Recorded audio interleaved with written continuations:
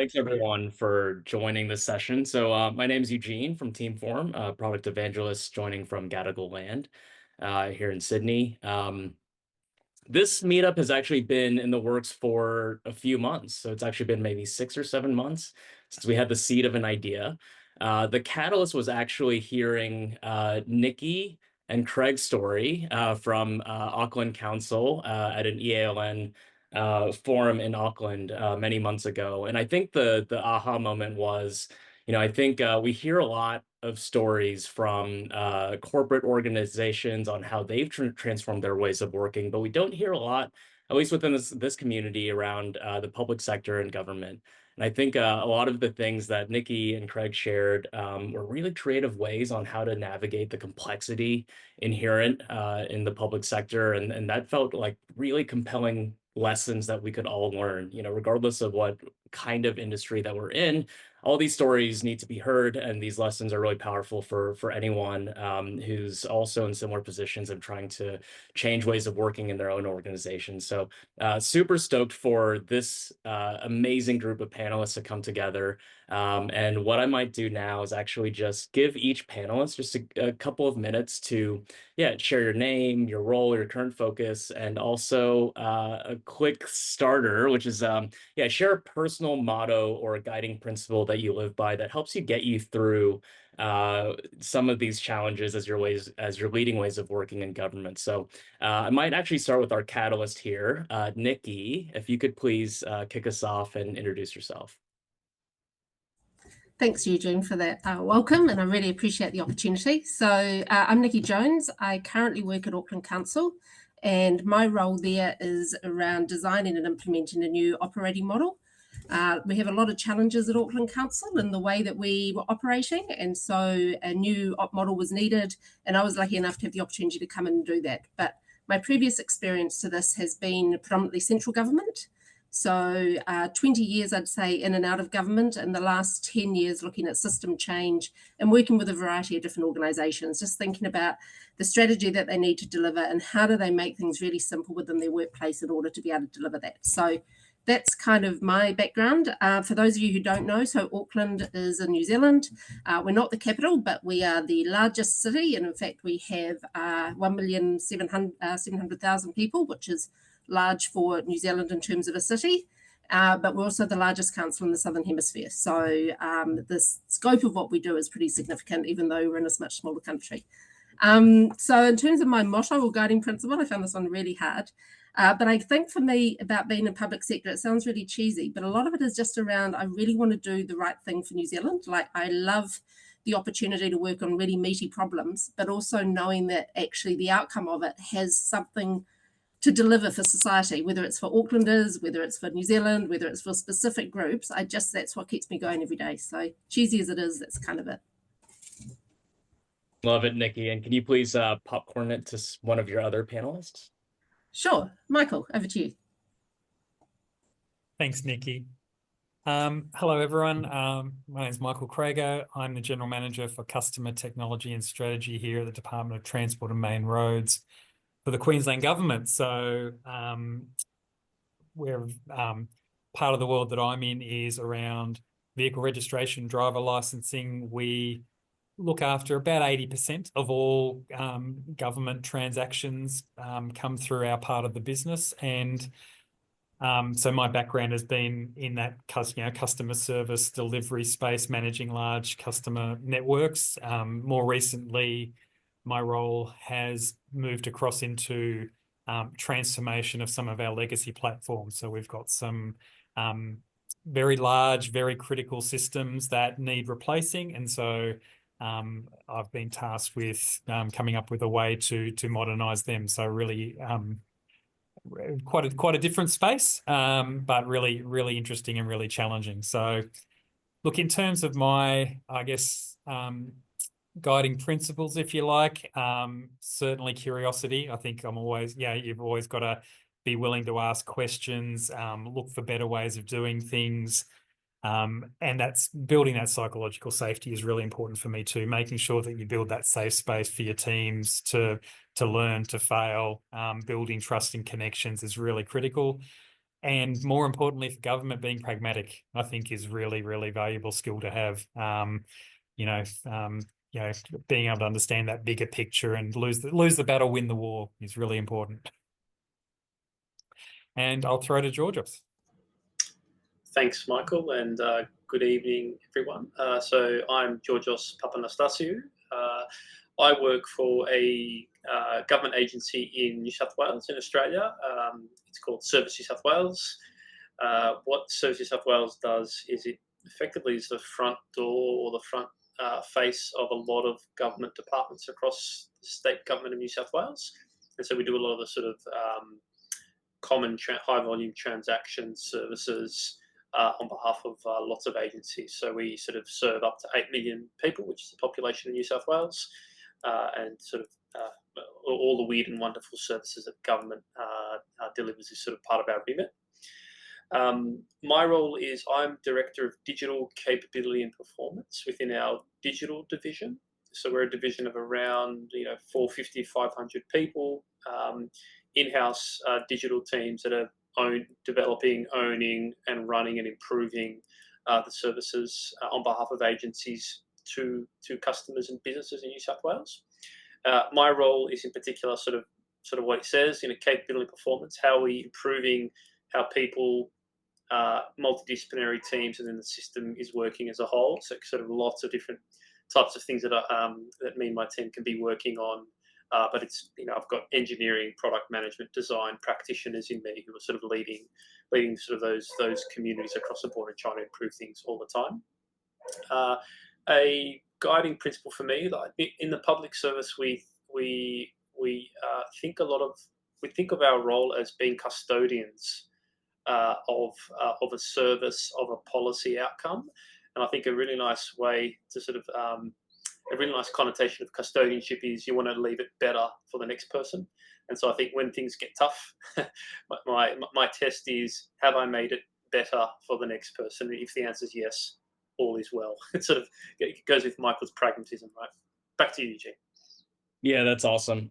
Thanks, Georges, and thanks for all of the panelists. We've been shaping this panel for the last couple of months and have had a couple of conversations. So, what I'm going to do is just help moderate the panel, but what you can expect is the panelists will essentially just engage each other with questions and stories and real life examples as we go. So only a handful of questions that I'll prompt. From the audience, I want to try a couple of new things. So, obviously, number one, we'll definitely have Q&A time at the end, so maybe like 10 to 15 minutes. So, as the questions strike you, please drop them into the Zoom chat, and I'm going to do my best. Please upvote questions that you also have or that you want answered, and I'll try my best to filter through those at the end.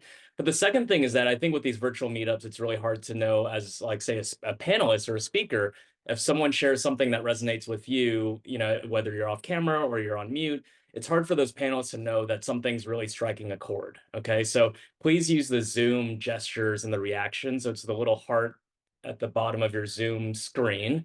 And if you hear something that strikes something with you, please just give them a reaction so they have some feedback on how things are going and what's landing, and just make sure that they feel the love from this room. Okay, so let's give that a shot as we go. I think the first theme that came up was this idea of efficiency and constraints, and the idea of essentially doing more with less. So obviously we heard about the pragmatism, the custodianship, and things like that that you're facing at the moment. But I think specifically in the face of like budget headwinds and constraints and things like that, I'm curious as to how you've aligned new ways of working within those constraints that you face. And I might actually start with Nikki, who I know is currently facing this in spades, to just kick off the conversation here on doing more with less. Awesome. So I guess the challenge that we faced at Auckland Council, and why my job sort of came about, is we had a $395 million budget deficit. And that was that was in one annual plan, and it was on the back of sort of 3 or 4 other annual plans where we had not quite as much, but we still had budget deficits. So there'd been a lot of trimming of the edges that had gone on for like the last 3 or 4 years before I came on board. And a lot of that was quite incremental cuts, or things that were the low-hanging fruit and the things that people thought were easy. And we couldn't just keep doing that. And so what our approach was to really understand, well, what is the challenge that we're trying to solve here is usually a useful question to ask. And what is actually causing some of those challenges? So rather than just saying we've got to deliver the same things in the same way, but we've got to deliver more of them with less people or less money, we really went back and said, actually, what are we trying to deliver? Are we delivering the right things? So for me, they can make cuts, and there's often waste in a system, and there's ways that you can cut that out, but you can't keep cutting it without then really impacting either the service that people get or the people that are involved in delivering that service. And so the approach that we've taken is more about, if we know the outcomes we're trying to achieve, what's the higher value thing we can put our attention on so we still deliver the same outcomes or we deliver better outcomes, but we're doing it in a way that requires less inputs to do it. So not just more and more of the same outputs, outputs to deliver more, but actually really saying, is this the highest value thing? Is the thing we're doing at the moment actually having the impact on the outcome we need to have? And if it's not, is there something we could do that might be less input for us, but actually achieve the same or better outcomes? So it's really for us around that, being clear about what is the thing we're trying to achieve, and then how do we make sure we're aligning our resources to actually do the thing that's going to make the biggest difference. Nikki, can you please provide an example to bring that to life? Like something that, cuts won't actually get you there. Like you actually have to take a fuller step back. So one of the things that we've introduced within Auckland Council is this idea of translating our strategy, which was in this very high level Auckland plan, which was just great outcomes for Auckland, but not really clear about the role each person was playing or team was playing in that. And actually a lot of the things were central government, not us. So there was a sort of a combined effort needed. So by sort of chunking these things into investment areas, we've said, okay, within the waste area, for instance, what are the impacts we're trying to have? And one of the impacts might be reducing waste to landfill, for instance. And we measure that rather than measuring, have we collected all the food scrap bins and have we got the right contracts in place and are we getting more trucks out for the same amount of cost, or trying to sort of deliver the same service over and over. We might look at it and say, actually, we put in this new initiative for food scraps. We thought it would reduce waste to landfill. Actually, waste to landfill hasn't been reduced. Therefore, maybe that isn't the right place to put our efforts. And maybe there's another response to it. And rather than just delivering another service or being the provider of something, is maybe there's a regulatory response. Maybe there's something else we could do that would achieve that same outcome, but would be a less input from the council resources in order to achieve it. So it's really going back to basics and saying, what are we actually trying to achieve? Not what are we doing, but what are we actually trying to achieve? And if what we're doing isn't achieving it, let's not do more of the same stuff in the hope that maybe we will, but really go back to basics and say, maybe we need to deliver something different because we're clear about the outcomes we want to achieve. We know whether we're getting close to them or not. And if we're not, then actually we're wasting our time and we can't just have more people doing the food scraps or more waste delivery, etc., in order to do that. So it's really getting down to those sort of basics, is saying, what are we here to do? And is this the smartest way we can actually achieve that? Yeah, that's really resonating. And I know, Georges, we were having a chat before everyone joined, but I think you've been working with like resource constraints and working within the existing teams that you've had over the last couple of years. But yeah, how have you faced into this challenge of say these economic headwinds and constraints, but also constrained resources as well? Yeah, look, many of the same themes as Nikki sort of just talked about, but I actually see it as doubling down on some of the choices we've made on how we want to work in a digital environment within government. So you think about all of the reasons why organisations choose to adopt more agile, responsive, iterative ways of working. Those things are ultimately designed to reduce risk, in my view. And in government, we know there's a lot of government's littered with examples of massive projects, IT projects that have just stretched on for years, millions, billions of dollars. We all know things that just don't work, that don't serve anybody. That's waste right there. That's risk right there. And so doubling down why have we chosen more iterative, reflective, small incremental approaches? It's for these reasons. So doubling down on that, I think, has been what we've been doing. I think similar to what Nikki, like if the government's giving you less, you constrain the sort of the pipe, but the pipe is still there. The pipe is a set of people that own services, and what they're doing is they're constantly prioritizing, and surfacing up. This is our capacity constraints, but this is what we think the most important thing is to do. Government executives, if there's something else, change it for us. So sort of forcing those hard choices up, being really clear about what the capacity is. And then I think maybe another thing is we've been a little bit conscious recently of if there's less of us, and we might have to move people around teams a little bit more often as things ebbs and flows, and we don't have as much sort of latent resource people around. Is thinking about raising that minimum threshold of how standard we want all of our teams to work, and starting to standardize some of our working a little bit more. There's lots there, Eugene, that you can probe at. Yeah, there's a lot there. I mean, like, what kinds of things? I'm just thinking about the audience, and I think a question that I have is just, what do you mean standards, and what kind of standards would you actually apply across the board? Yeah, so I think I mean, broadly, so I mean, maybe for a bit of context. So we in New South Wales moved to a sort of in-house product team way of working 2018. So we've been at it for a while. Broadly speaking, we allowed those teams to sort of choose their own method to be able to make decisions locally. And that served us really well. But I think as the macro environment has changed, things are sort of slowing down. There's more of an emphasis on sort of efficiency and governance. And yeah, there's just less to go around.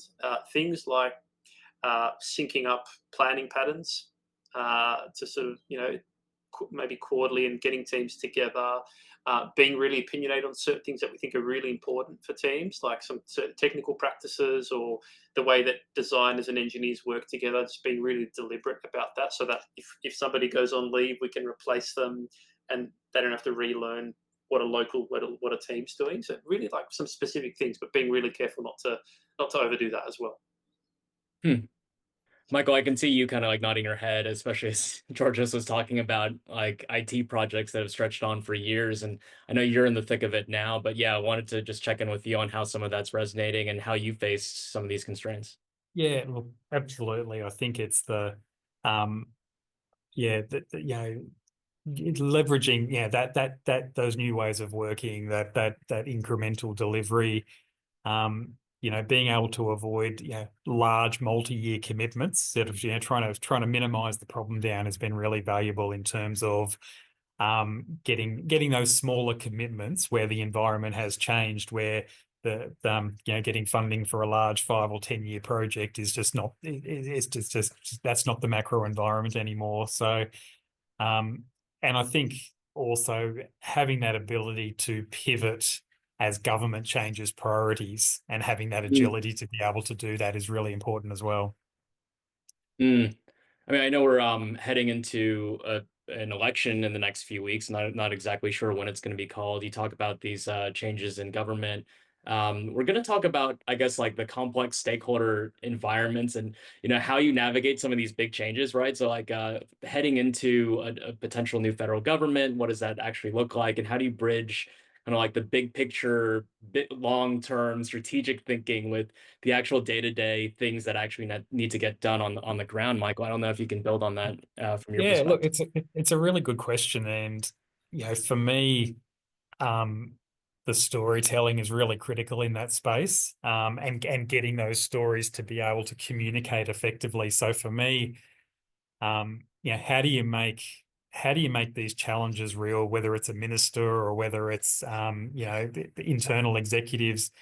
For me, it's spending time the frontline, spending time with our frontline staff, understanding those customer stories, those pain points, making it real. So no one's interested in a Java library that's not, hasn't been patched adequately, but they are interested in a queue of customers out the door, or someone who's incredibly frustrated trying to get to work, and our systems have not been supporting them. So for me, that's been a really powerful piece, is the storytelling in that, to make sure that you have a story that resonates with those stakeholders, finding the so what that's really going to resonate with them. I think also, our people, never come to work to do a terrible job. You know, they are all Yeah. trying to do the best they can with what they've got. Our job as leaders is to try and make those connections and give them that broader picture, so that we make sure that people are focused on those things that are most important and unlock value. And I think there's a lot of opportunities there. I think I guess to better align that effort to what's actually going to resonate and what's going to be of value to our key stakeholders. Mm. So I think that's probably the main pieces is understanding each of your stakeholders' perspectives, and you can only do that by spending good time with them. You know, you really do need to invest the time in your critical stakeholders to be able to then understand what are their pain points, what's going to resonate with them, and then how do I craft my story to match that. Yeah, could you build on that a little bit? So I think for all of us, storytelling plays a critical role. You mentioned trying to get into customer citizen pain points and really understanding stakeholders and what their view is and how to best tell a story. But is there a specific example or a method of telling these stories that has been successful? I think we're looking for practical examples here that might inspire like changes for our own storytelling. Yeah, well, look, a recent example I think is, in trying to build the case to modernize our legacy system, is trying to communicate the fact that the system is very complex. And you can say that, but most people say, "Oh yeah, I'm sure it is. It's yep, it's an IT system. How hard can it be? Just plug a new one in." So we did a lot of work to actually graphically visualize the system in all of its glory and all of its ugly glory. It is this horrendous diagram that shows 30 years of spider web complexity built up. That has been an incredibly powerful image for everyone from the premier right down to our frontline staff. When you show the people that image, they go, "Oh, wow, it really is complex. Is that what we're dealing with?" That's really cut through where I guess words or architectural diagrams have probably not served us well. Whereas something that actually shows the complexity of it has been really powerful. Michael, I'm imagining like a giant poster hanging up on the wall of your offices. Like, is that kind of the vibe that you're going for here? That is exactly what it is. We have a giant poster that digital vomit, I think someone has referred to it as what it looks like, but it's incredibly powerful to be able to show stakeholders, if you want to modernize this part of the system, it's this dot right here in the middle that's really Right. really connected to everything. It's really high risk. This is why we need to take this approach. So it's been an incredibly powerful symbol, I guess, of the journey that we're taking. Yeah, Georgios, how about you? I know, so as a citizen of New South Wales, I know how easy it is to get in and out of Service New South Wales, either online or in the service centers. But I think, yeah, what kind of tactics or ways of working have helped on the storytelling front to bring your customers to life or citizens to life for your stakeholders to essentially cut through all that complexity? Yeah, it's nothing. It's incredibly hard to do. So like I feel like we've made some gains, but there's still lots more we can do. So think about in government, right? I feel like what's different in government compared to the private sector is that you've got multiple sources of influence over your work. You've got sort of a government, you've got a premier, you've got your minister, but other ministers often have sway. You've got your head of department, you've got your own division leader, and then you've got sort of stakeholders. And all these roles can have influence and sway. So it can be incredibly hard. I think one thing I think that makes has been successful is I think our role as leaders is to try and interpret and simplify all that and translate it for teams on the ground, because they don't spend the same time that we as leaders do understanding stakeholders, understanding what are the needs of different groups and different sort of anybody sort of higher up effectively. So I spend a lot of time translating and interpreting the operating environment and the stakeholder environment for teams so that they don't have to do that because they don't have time. They're doing other things on the ground. So I think there's a lot of time just spent, fortnightly updates in chats with people, going through what am I hearing, what are the changes that we're hearing in our environment. So not so much a form of storytelling as like just constant communication, and keeping that in mind is a really critical role as a leader, as a sort of bridge out into that environment. I think also the other thing that's really worked is exposing people to customers, as Michael, bringing that customer story back. And then I think also in government, and I guess any large organization, you can talk around something so much before something actually gets real. And so we often just cutting to the chase and showing the thing. So let's get some prototypes. Let's show them the real thing where it's at. It just cuts through all the talking around something, and it just cuts right to it with any stakeholder. So that's often been a really useful way. Like we might be developing something, a new grant, a new transaction, and instead of talking about requirements or talking about what we're going to do, we show the thing, and it often just really cuts through. Yeah, that's super powerful, Georges. Like actually just make the thing, even if it doesn't work, but essentially just showcase how that solution might actually come to life to bring people on board. Nikki, I know you've spent a lot of time in this space trying to simplify your communication and storytelling. Can you share with the group just things that have worked for you? Sure. So Auckland Council, like most organisations, I think definitely government, but I think corporates as well, it is really complicated, the amount of stakeholders you have. In council, we have, rather than having one minister as you would in central or state government, we've got a governing body of 21, the mayor and 20 ward councillors, and they're not by part. They come from any direction. Like they're not a party that is in there. They are representatives of their communities, so they all have differing views. Then Auckland is a little bit weird because we're so large in population. We've got 21 local boards, so in all we've got 170 elected members that all will have ideas and things that they want to see and hear from us.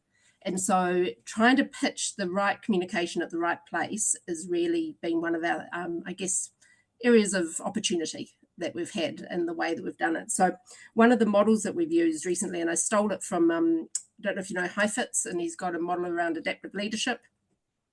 He uses this analogy about being on the dance floor, being on the balcony. And the idea of being on the dance floor is you're kind of in the work all the time. And he talks about leaders on the dance floor, and every so often they've got to get up on the balcony so they can actually look down on what's going on and really understand how it works together.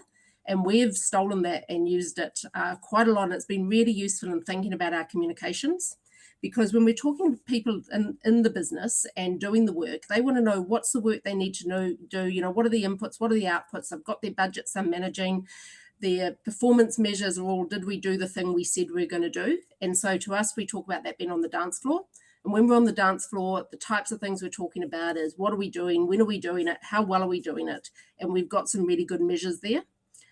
But when we're talking to our elected members, they don't actually care how many projects are on track, or, that this is running 6 weeks later, or that this staff member's left or anything like that. They don't actually care what's going on or how we're doing it.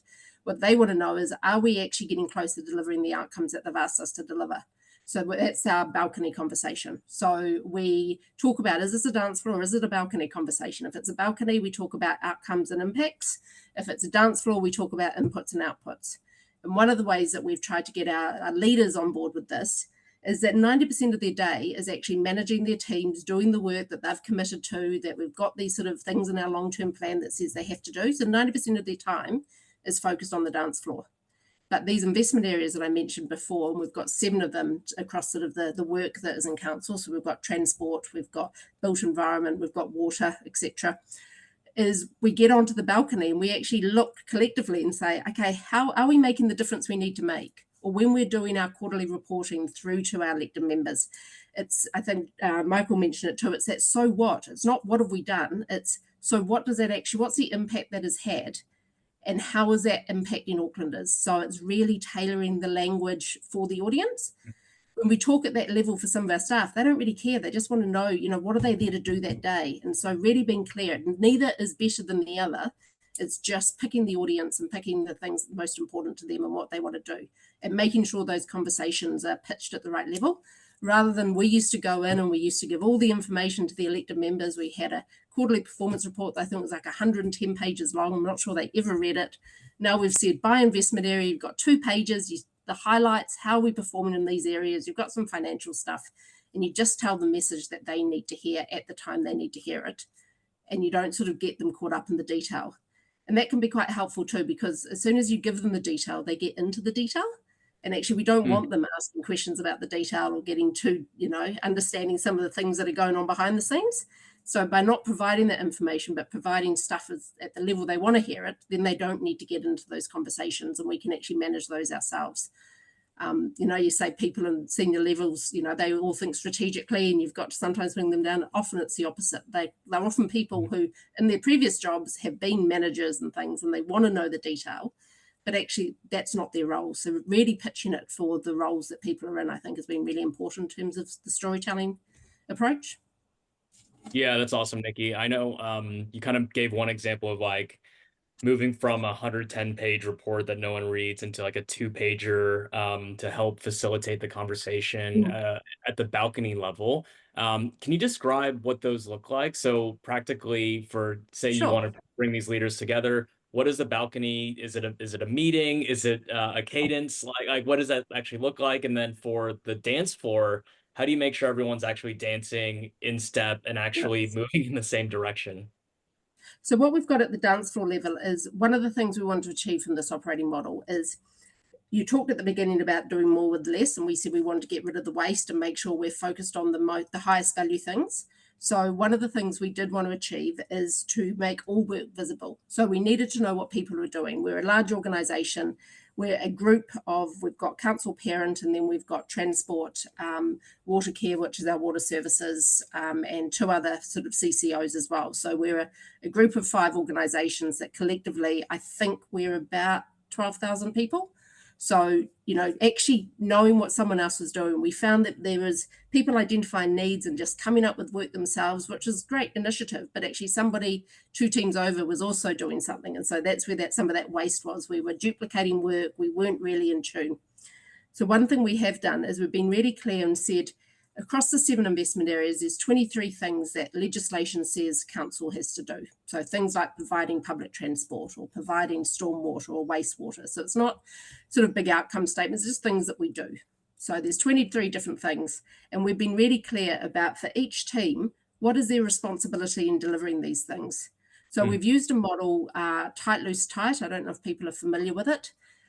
If you're really tight up front about the outcomes that you need people to achieve or the expectations you have of them, you can be a little bit loose in the middle and they'll work out the best way to do it. So as a team of experts in water, they will work out the best approach. But by being tight about expectations, you can be tight about measuring performance at the other end. What we had before was a bit of loose. We weren't really clear what we're there to do. People could kind of do what they wanted, and we didn't really have any way of measuring whether or not they were successful. And so we've sort of put some of these structures in place. It doesn't take away from the ability for the team to do their job well, but it does set some parameters. So that's one of the things we've done on the dance floor, is it got really clear in our delivery plans about your team is responsible for this role within this activity.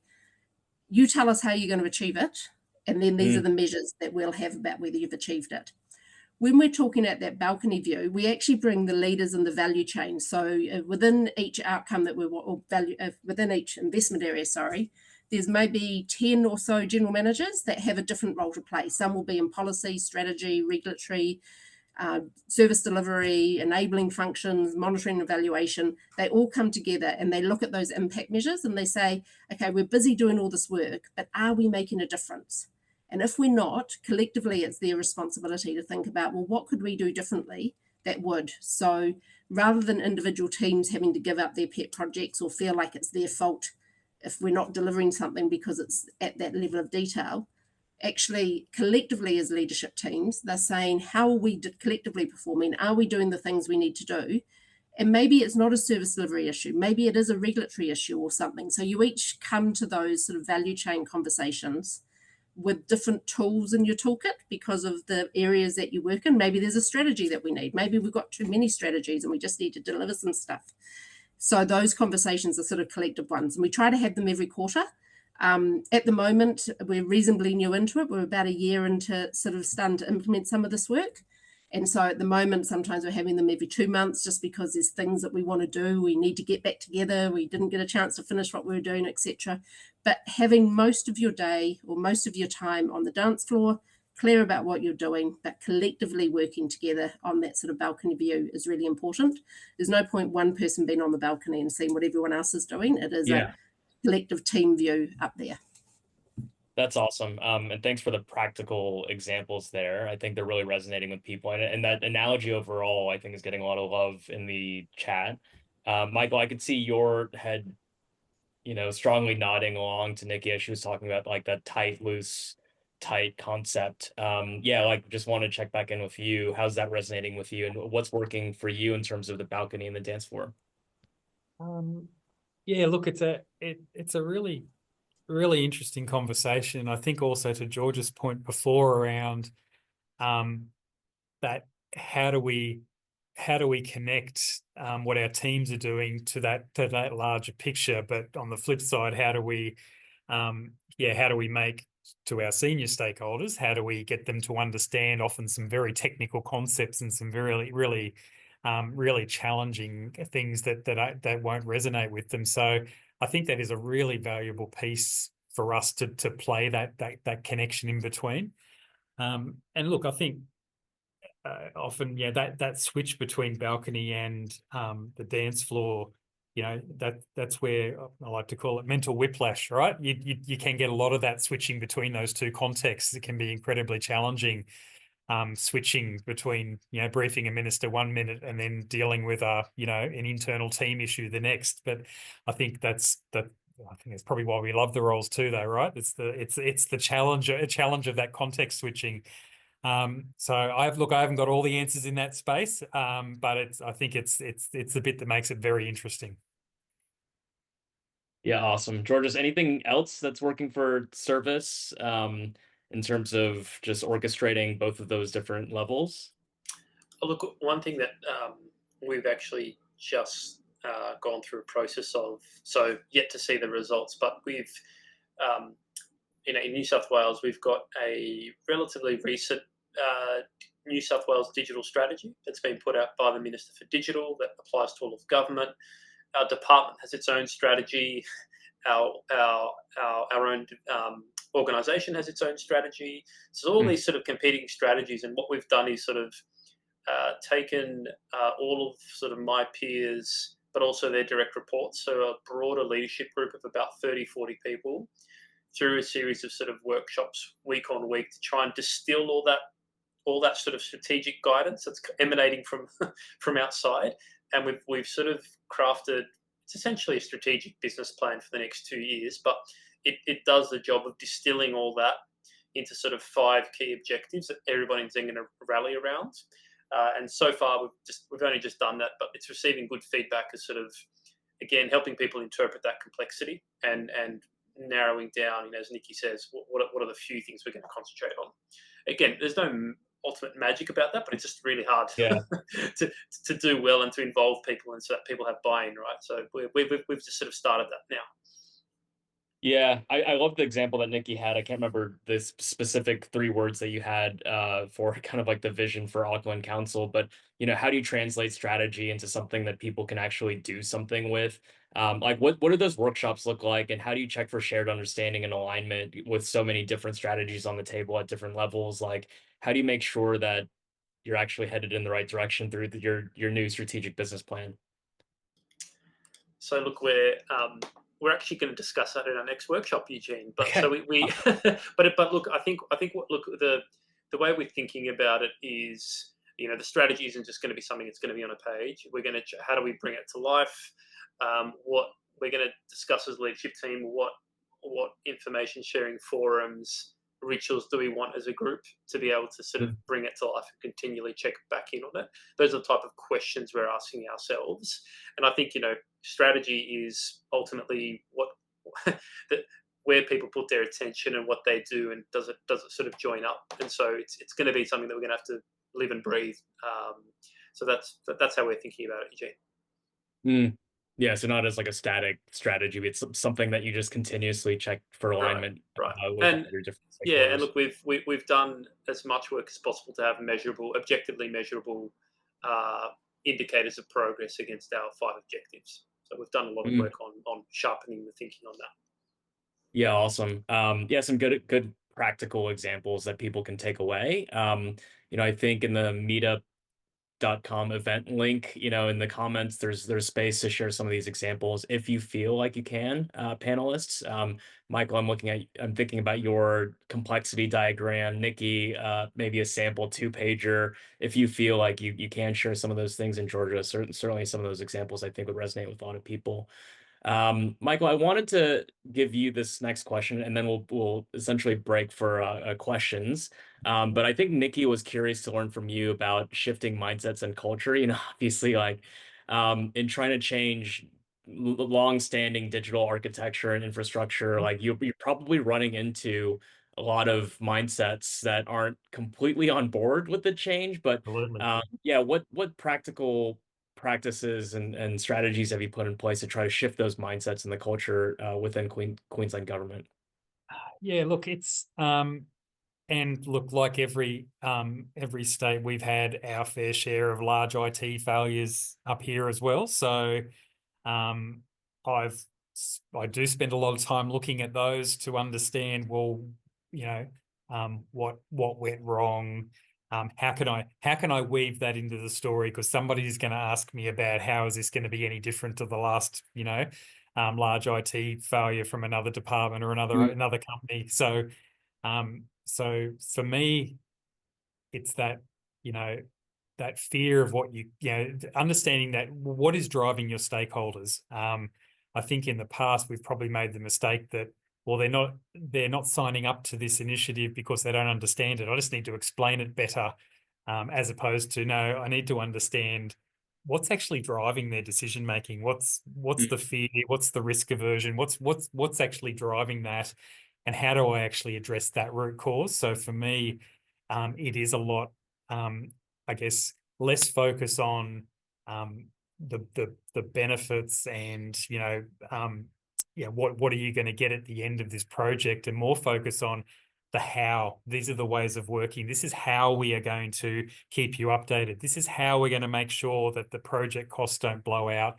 This is how we're going to report to you and make sure that you feel in control, that you don't feel like this is risky. So it has been quite a change in terms of using the ways of working and the approach we're taking as the cell, rather than the outcome that you'll have a Right. brand new system at the end. And do you feel like that helps people overcome some of those deep-seated fears or concerns that you talked about? Like, Absolutely, yeah. I think we're certainly getting far more engagement than we have over many, many years in terms of our approach and investment. So I think building that confidence that we've got a low risk approach here. hmm, I think the other piece too is moving from outputs to outcomes and saying, look, let's not focus on this particular feature or this particular system we're going to deliver. This is the outcome we can deliver for you, for citizens, for employees, for stakeholders, for unions, whoever it happens to be. And then bring it back to and this is how I'm going to continually show you I'm delivering value. That's been really powerful from my perspective. yeah, that's awesome. So almost like your ways of working and engaging those different stakeholders almost de-risks the project or the desired Absolutely. outcome that you're trying to work Yes. towards. Yep. That's awesome. So I lied. I did want to save space for a minute from each panelist. Obviously, the jobs that you have and the roles that you play within your respective organizations is complex. It's challenging. There's some hard days, but wanted to give you just a minute each just to close off. Like when the going gets tough, like what actually keeps you going and motivated and still in it. Nikki, I'll start with you again. I'm going to be boring because it's basically what I said at the beginning too about my guiding principle. It is around the impact that we can have, like the opportunity. I feel really blessed that the types of work I've been able to be involved in the last 10 years in central and local government have all been really high impact things, like they're interesting, they're challenging. I can work some long hours, they can be really tough sometimes, but knowing that actually they're hard, because if they're easy, someone would have solved them well before now, actually kind of keeps me going, and that sort of adrenaline of being able to be involved in really cool things. But then I took like a 2-year stint in a bank just because I thought I'd like to try private sector and see what that was like. And I found the motivation there just wasn't there for me. Like, again, interesting work, but actually knowing that you're doing it for the community you're in is kind of what keeps me going in this, because it is hard, but then it's also really important. And yeah, so that's it for me. Public sector definitely is part of my values and what keeps me going and keeps me, sane on those really, really hard days. There's a lot of them at the moment. Thanks, Nikki. Michael, how about you? What keeps you going? Very similar to Nikki, actually. I came from banking before I came to government, and the thing that struck me coming to government was the intrinsic motivation in people, their connection to community, to outcomes, in particular in our department, the connection to road safety, and that really strong sense of purpose and value is absolutely amazing. And it's something that you don't see, that I didn't see a lot, I guess, in private, where people are so intrinsically motivated for that community outcome. And that's such a powerful force. And I think that's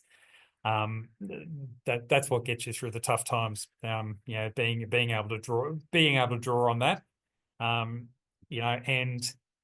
I think for me, the flip side of that is that when an idea gets rejected, people can take that really hard as well because they are so invested in it. But I think, the great idea whose time has not yet come is one of the phrases I like to use. It's about, it's just not the right time. How do we package this up in a different way? Let's, you don't want to kill that. You don't want to kill that passion and spirit because it's just so valuable. That's awesome. And Georgios, how about you? I don't want to repeat the third time, but it's purpose, it's intrinsic motivation, it's that impact on the people that we're serving. That I guess we have that benefit of also being the citizens of the organisations we serve as well. So definitely that. I think probably the only other thing that keeps me going is also that I think in our context, our field is full of collaborators. It's not full of competition. And again, I think that also helps a lot, and is also energizing. And I think those two factors, plus, quite frankly, our jobs are so complex. To Nikki's point, if we're working on problems that are really hard to solve, and I think that is also stimulating at the same time. And frankly, that's how we attract people. We attract them because of that purpose. We attract them because of the complexity of the problems that we have. And so that's a cheeky segue, Eugene. We might have some roles popping up in the next couple of months for in the digital team. So keep an eye out. Back to you, Eugene. Yeah, no, I think if people are interested, please reach out to Georgios or keep your eyes posted, because I'm sure some of those roles will be popping up in the community. I do think the other way to ask this question was, if you're currently in private sector, then why should you consider going to public? And I think all the answers that you mentioned, so sense of purpose, that sense of intrinsic motivation to serve the common good, solving ridiculously hard problems, I think makes it all worth it at the end of the day. And especially as the beneficiaries yourselves of the things that you're helping to bring to life, I think that also probably has some moments where like, say, Nikki's walking by the new stadium and she's like, oh, I helped unlock that new stadium, and things like that. So awesome stuff. I think there are a couple questions we want to touch on, and then we'll wrap. Thanks everyone for the energy throughout, the reactions. I think it's definitely kept us going. Lisa, are you still around to ask your question? Hey, Eugene, can you hear me?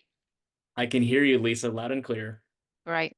So it was just a question for Nikki. I was particularly interested in how you handled that transition with your stakeholders from giving them, the massive reports, which whether they read them or not, who knows, into something a bit more concise, and any tips on how you handled that change and manage that transition for them. I've said in my little post, I've tried to do that in the past with stakeholders.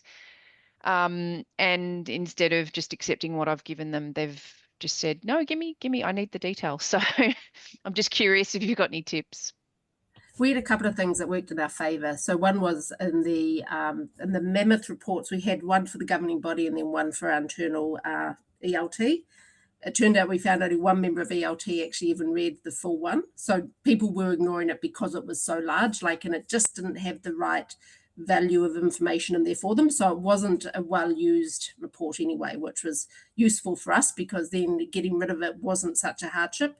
But the other thing we did is we worked our senior stakeholders really well. So our chief executive is very behind the work we're doing, and he is a great spokesperson for it. So he's behind it, and therefore he is saying all the right things by telling that story about why we're doing it differently, and how we're trying to make it easy for people to know whether we're doing the right things, and being able to make those changes has been a really good message for him.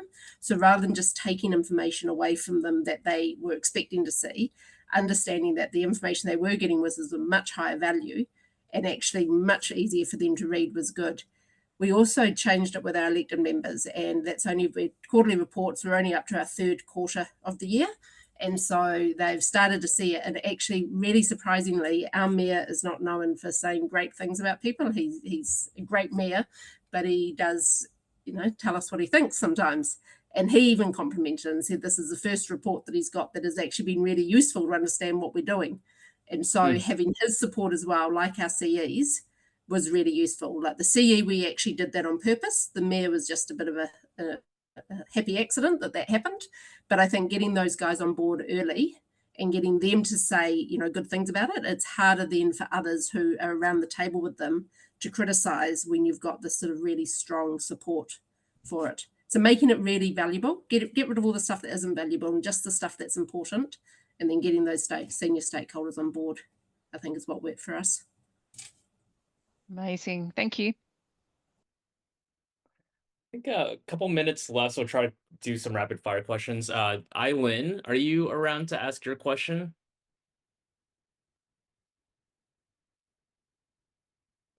I will read it for you. So wondering if anyone's leveraging Gen AI. It is 2025, so I guess it's a hot topic to maximize productivity and resourcing and how you're going about it. So any use cases for Gen AI within your government agencies at the moment?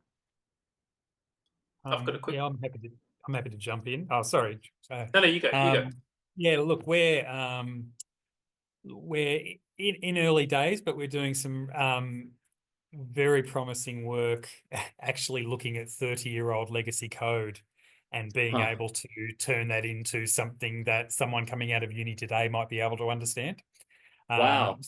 Yeah, so that's potentially a real game changer for us in terms of modernizing, I guess being able to modernize legacy technology, but also things like turning legislation, actually trawling through legislation and actually turning that into business rules and test cases and things like that. So we are absolutely looking at that whole end-to-end value chain about where can we apply Gen AI to again de-risk. We're weaving that into the de-risking story. So this is how we're going to make sure that we don't break the system. This is how we're going to make sure that we manage the succession planning and the knowledge risk of people retiring. We're actually really doubling down on some of those tools. Georgios? Yeah, look, just a very quick one. We're using AI to just help our contact center agents manage knowledge articles when they're receiving complex calls, and it sort of quickly sifts as the customer's talking, it sifts all the knowledge articles down to really just help them sort of get to the relevant knowledge articles. So it's saving them time. So we've run a little sort of proof of concept. It's shown really well that we're expanding now. Yeah, super powerful. So 2 minutes till the end of the session. I want to make sure we wrap up on time. The panelists did say if you are interested to learn more, get either strike up a chat or ask any follow-up questions to them. Feel free to LinkedIn connect them. So just add them on LinkedIn, send them a message. I think they'd be happy to hear from you and share their knowledge. And Yeah, I am so appreciative of each of you, Georgios, Michael, and Nikki, for joining this session, being a part of this panel, being very generous with your learnings and your insights and practical examples. Yeah, super stoked with this conversation so far.